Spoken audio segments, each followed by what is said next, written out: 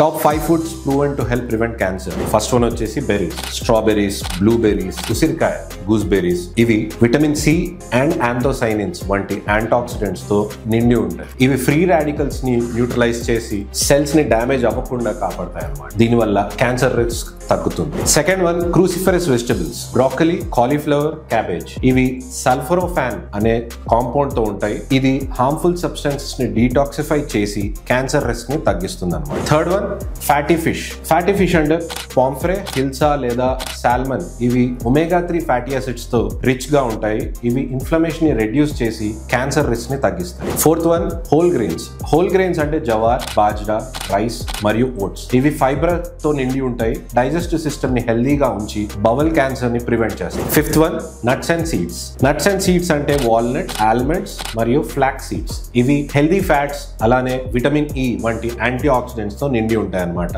వీటితోటి మనం cancer risk ని తగ్గించవచ్చు.